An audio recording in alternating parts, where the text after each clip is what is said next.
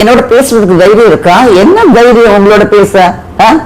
என்ன நீங்க தான் இந்த பார்ட்டியால பேசுறவங்க, இந்த பார்ட்டியால உங்க பார்ட்டி பேச, உங்க குரூப் எல்லாம்.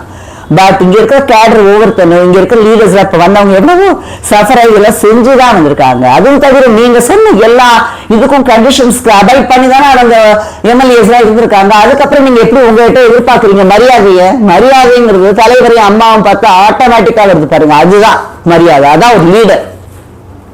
நம்மளா எதிர்பார்க்க கூடாது. எங்க அப்பா அது சொல்லியிருக்காரு, ஒருத்தர் வந்து நம்ம மேல மரியாதையா இருக்காங்கன்னா அந்த மரியாதையை காப்பாத்திக்கிறது உன் கையில இருக்கு அப்படின்னு பாருங்க அப்பா.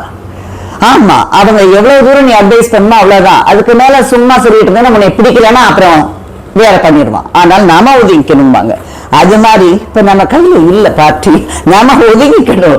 மரியாதை இல்லையா ஒதுங்கிடணும்னு நினைக்கணும். அதை விட்டுட்டு சும்மாவாது எல்லாத்தையும் வாங்க பிரஸ் மீட்ல இது நீங்க வந்து நீங்க தான் you are betraying the party ADMK. இப்ப சொல்றதுதான் நிஜம். நான் சொல்றது என்னன்னா, அங்கங்க பிரஸ் மீட் கொடுத்துக்கிட்டு ஏடிஎம்கே வந்து நீங்க யார் வீட்டு இந்த பார்ட்டியால யூ ஹேவ் செரிஷ்ட் லாட், அது எப்படி நீங்க சொல்லலாம்? உங்க சின்ன மட்டும் கத்துக்கோங்க. அவங்க வந்து எங்கேயும் பார்ட்டி இது பண்றது இல்லை, வீக்கெண்ட் பண்றதுக்கு சொல்றது இல்லை.